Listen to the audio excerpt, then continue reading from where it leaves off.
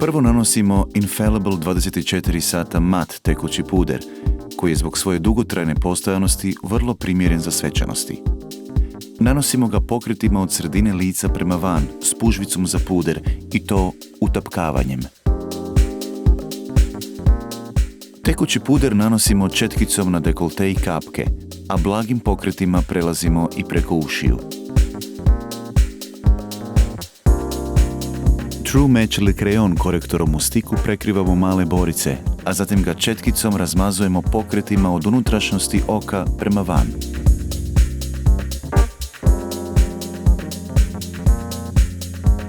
Preko cijelog kapka nanosimo sedefasto blijedo ružičasto sjenilo za oči iz Color Riche Quad palete sjenila. Za nijansu tamnije ružičasto sjenilo nanosimo prateći rubove gornjeg i donjeg kapka. Najtamnijom nijansom iz palete povlačimo liniju uz gornji rub kapka, praveći obli luk i zatim spajajući nježno nanesene boje kako bi se sjenilo kapka ujednačilo. Bijela olovka za oči nanesena uz unutarnji rub kapka daje odmorniji i bistriji pogled. Za naglašeno guste trepavice nanosimo maskaru Volume Million Lashes XS, a zatim Superstar tušem povlačimo tanku liniju tik uz rub kapka.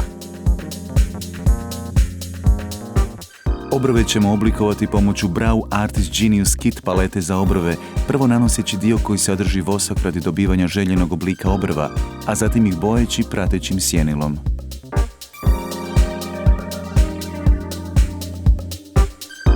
Na jagodice nanosimo ružičasto True Match Le Blush rumenilo, prelazeći četkicom duž jagodične kosti. Za ovaj romantični wedding look izabrali smo dugotrajni tekući ruž Infallible u nježno roza boji. Prvo na usne nanosimo boju, a potom završni sloj za postojanost i osjećaj hidratacije tijekom cijelog dana.